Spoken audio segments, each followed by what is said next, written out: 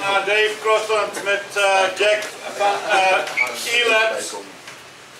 Ik heb zelf hun seminar ook nog niet gehoord, dus ze gaan ons verrassen. En ze worden vergezeld van de, eigenlijk heel makkelijk de 2 beste bodybuilders die ons land heeft op het moment. Wesley, die kennen jullie allemaal, dat is nummer 8 geweest op de Olympia de laatste keer.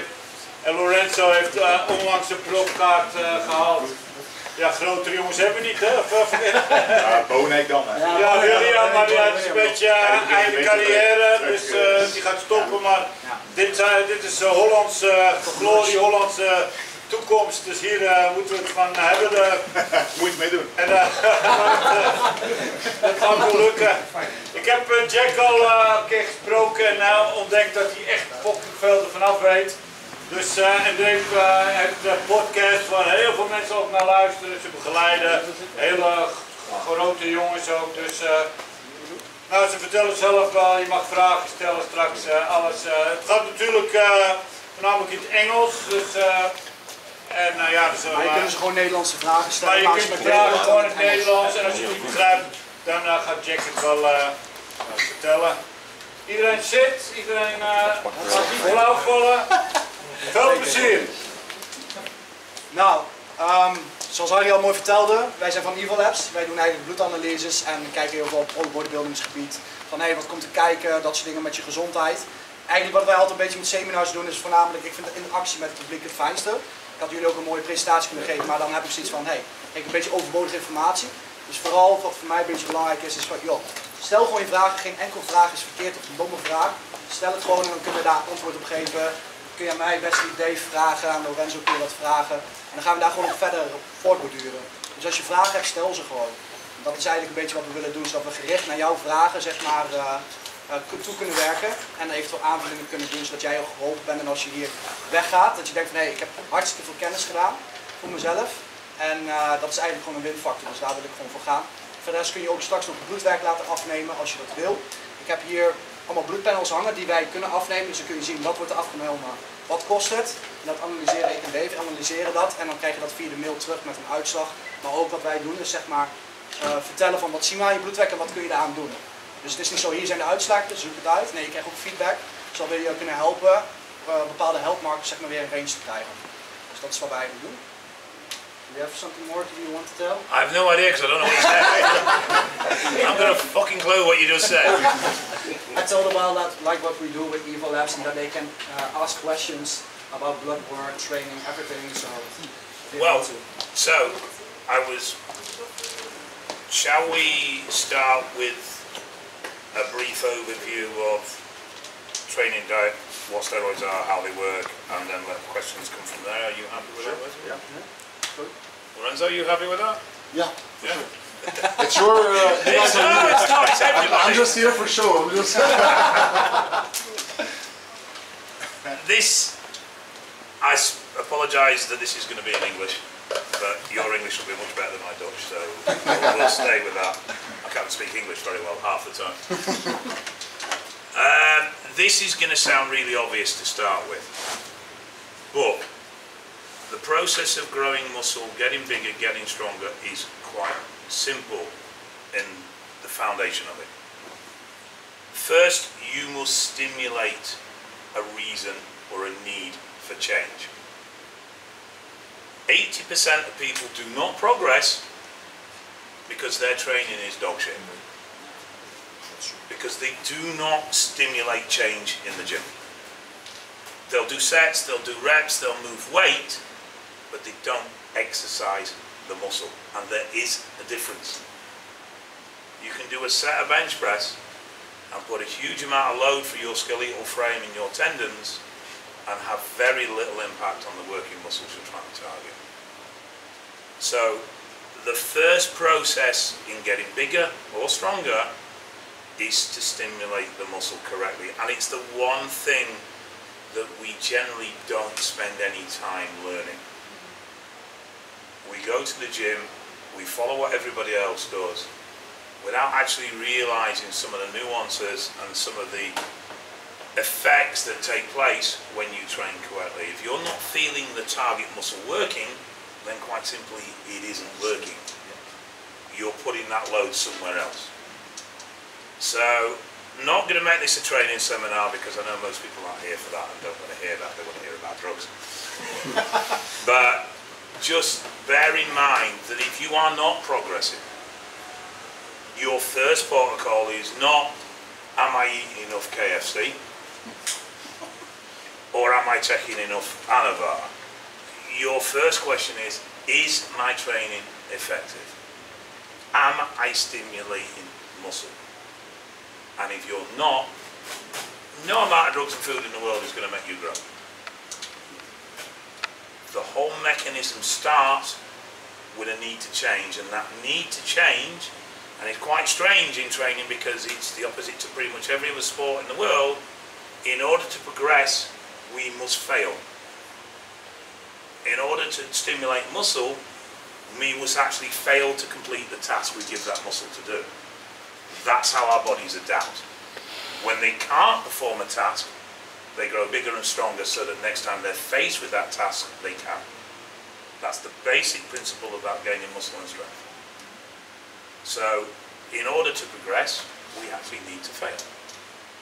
Having said that, you feed that, you recover, and you grow. There is no point adding drugs to that mix if you are not finding natural progress. It doesn't have to be big, but there has to be natural progress. Drugs don't create growth, because if they did, we could inject, sit on our fat backsides, and get bigger. Drugs speed up growth. Without the basic mechanisms working of stimulation and recovery through food, we're not going to grow. So, first thing is to make sure you can create progress naturally. Once you've done that, then you can open your chemical sweetie box and get to play.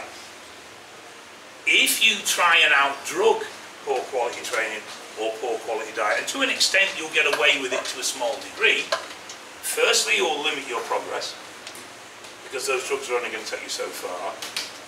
Secondly, when you stop the drugs, you're going to regress. So if you've done cycles and you've ballooned up, you've grown, you've got bigger, you've got stronger, then you stop the cycle and you've dropped size, 99.9 of the times it's because either your training and diet are not working for you. That's where you're going wrong. The issue then is, so I spend a lot of money on my drugs, I spend a lot of money on my diet, my training, my gym gear, everything else. I go on cycle, I put 15 pound on, I'm really happy, I come off, I lose 10 pound, what do? I go back on drugs. Because the drugs mean growth. And I've identified now, I've put all that effort in, I've put all that money in, I've put all that time in, so that is important to me. Anything we invest time and money in becomes important to us. And then the relationship between you and drugs gets more negative. You are only an individual if you are this size, or you're this condition, or you've got this level of strength. If I can't maintain that naturally, then I'm going to need to take drugs consistently. And then we start to see a downward spiral, both mentally and physically in health. So it's important you get the foundation right. If you get the foundation right, you will be able to take time away from drugs. I'm not talking about absolutely nothing, but you'll be able to run sensible TRT doses, or even short periods of nothing. I mean, even at 415 pounds, I came off. And I spent 6 to 8 weeks on nothing, and then I went back on. I've not trained my arms in 5 years, they're still 21 inch. Go to the gym maybe 3 times a week. Why? Because I built it right in the first place. Yes, I'm fat because I like food. And I don't like exercise.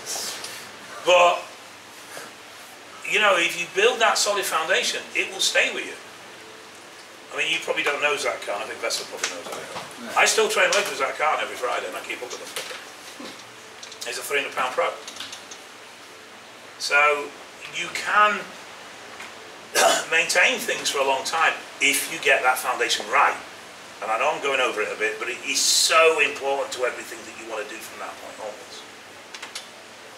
With diet can get very complex, and The more you are along your career as a bodybuilder, powerlifting, strongman, whatever you choose to do, the more detailed your diet will become. But for most of us, clean quality carb source, clean quality protein source, a shitload of greens and reds, and you're pretty much there.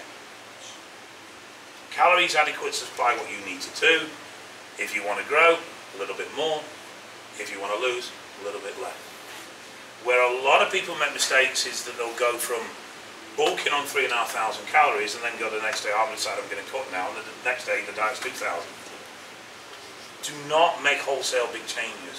Gradual, small changes, both going up and coming down. Post-show, I can reverse diet clients and usually get a good 3 months out of them before we need to put drugs into them, and they'll continue to grow.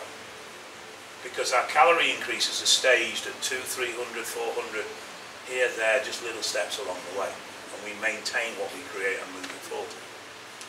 But you don't need to be super complex and super timing with your diet within reason. If it's sensible, for most of us, for what we're trying to achieve, it will service us very well.